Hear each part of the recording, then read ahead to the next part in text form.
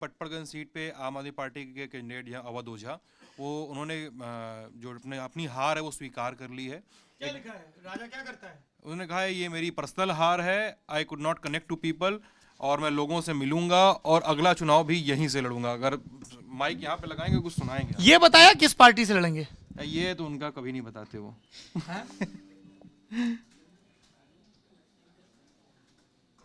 Internet वह slow है यार ऐसे कैसे राजा बने? ऐसे तो नहीं।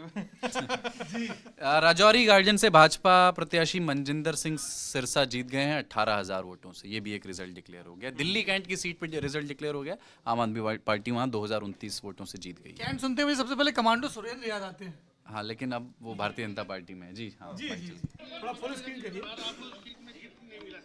ये मेरी व्यक्तिगत हार है। मैं लोगों से कनेक्ट नहीं कर पाया, मेरे पास कम समय था। 1 महीने में मैं जितने लोगों से कनेक्ट कर पाया उतना वोट मुझे मिला, तो ये मेरी व्यक्तिगत हार है। दिल्ली में आम आदमी पार्टी की बुरी हार हो रही है, इस पर क्या मुझे अभी इस बारे में कोई सूचना नहीं, मैं सूचना मिलने पे इसको बाइट दूंगा। अन्ना हजारे ने भी बयान दिया कि ये शराब नीति मामले में घोटाले का अभी मुझे इस बारे में, ये मेरी व्यक्तिगत हार है जिसकी मैं खुद जिम्मेदारी ले रहा हूँ। बने रहिएगा। एकदम कल से जा रहा हूँ, पहले लोगों से मिलूंगा और अपना काम शुरू करूंगा। अगला विधानसभा चुनाव फिर पटपड़गंज से लड़ूंगा। पार्टी नहीं बताई गुरुजी ने। जो नई दिल्ली की सीट है, मैं उसके बारे में एक अपडेट आपको देना चाहता हूं कि 3,100 कुछ वोटों से अरविंद केजरीवाल हारे हैं। 138 और संदीप दीक्षित को जो ईसीआई के मुताबिक 3,873 वोट मिले हैं। तो वो जो जीत हार का अंतर है वो संदीप दीक्षित बीच में उसमें आप लोग ये भी मान ले रहे हो कि कांग्रेस को मिला सब वोट आम आदमी पार्टी में जाता, हो सकता है कुछ भाजपा में भी जाता। देखिए, मैंने यही कहा 2 + 2 4 नहीं होता, पर ये एक फैक्टर है कि जो जाइंट बड़ी सीटें जहां से आम आदमी पार्टी बड़े जो नाम हारे हैं वहां पर मार्जिन से ज्यादा वोट कांग्रेस को मिला है। कुलदीप जी, आप लंबे समय से आम आदमी पार्टी की राजनीति पर नजर रख रहे हैं, क्या बदलेगा अब? क्या क्या बदल सकता है? इसकी भविष्यवाणी करना भी बहुत मुश्किल है। देखिए, आम आदमी पार्टी में इस पे भी बहुत दो राय हो सकती हैं कि चोटों के बाद आम आदमी पार्टी कब और कितनी रिकवर हुई है।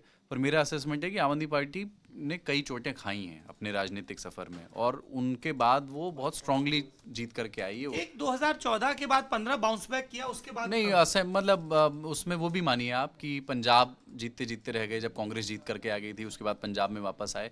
उसमें आप नगर निगम दिल्ली के चुनाव भी वो 0 से गुड सेकंड पे पहुंचे थे। वो ठीक है। देखिए, 28 से शुरू हुआ था सफर, है ना। उसके बाद वो सरकार बनाई, मिलकर के माफ़ी मांगी। जब माफ़ी मांग ली तो लोगों ने कहा कि अब उन्होंने बनी हुई सत्ता छोड़ दी, बहुत गलत किया, अब तो इनको कुछ नहीं मिलेगा। उसके बाद वो 67 लेकर के आए, तो उसको भी मैं एक रिकवरी के तौर पर देखता हूँ। वो तो मैं कह ही रहा हूँ कि 2015 एक था कि 13 और 14 के बाद बाउंस बैक किया। लोकसभा से कंपैरिजन नहीं होना चाहिए। आम आदमी पार्टी लोकसभा की कभी पार्टी रही ऐसा नहीं, इससे पहले कभी भी उनका न्यूक्लियस हिट नहीं हुआ, उनकी नाभि में बाण नहीं लगा है। हाँ, तो लगा है बाण, बिल्कुल। इस बार ये बड़ा बाण है जिसमें अरविंद केजरीवाल, मनीष सिसोदिया दोनों चुनाव हार गए, मतलब डिक्लेयर्ड हैं, और सौरभ भारद्वाज और आतिशी का चुनाव भी फंसा हुआ है। इसमें कोई डाउट नहीं है कि वन ऑफ द बिगेस्ट इनकी इसी के बिगेस्ट वो एजुकेशन मैन और वो दिल्ली मैन। पर दिल्ली में ऐसा नहीं हुआ है कि कांग्रेस ने उनको मुख्य विपक्षी पार्टी के तौर पर रिप्लेस कर लिया हो। 43% वोट अभी भी उनका दिल्ली विधानसभा में है।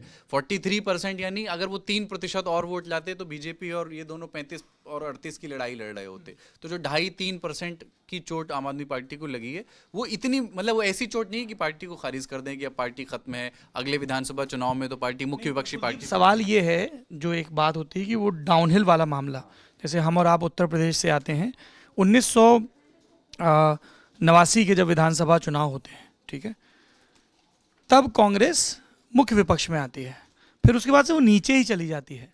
क्योंकि है क्या कि जब आप एक बार हारे तो सत्ता की गोंद तो आपके पास रही नहीं, ठीक है, और विपक्ष में रहने का आपका बहुत अनुभव है नहीं। दिल्ली में तो आपका है ही नहीं अनुभव, आप दिल्ली में जब भी रहे, सत्ता में रहे, तो आप कितना इंटैक्ट रख पाओगे। अभी इनकी जो अगली बड़ी चुनौती होगी वो ये होगी कि क्या ये एमसीडी चुनाव में अपने आप को बचा ले पाते हैं, और क्या एमसीडी चुनाव होते तक ये मेयर पे बने रहते हैं। दोनों ही चीजें हैं, क्योंकि बीजेपी साम दाम दंडभेद सब करेगी। ये सारी चुनौतियां हैं चुनाव हारने के बाद भी। एक तो लोग कहते हैं ना कि 35-33 के बाद तोड़ लेंगे, अगर ये 25 और 23 पे रहते हैं तब भी टूट का खतरा तो बरकरार है ही, इसमें कोई शक नहीं है।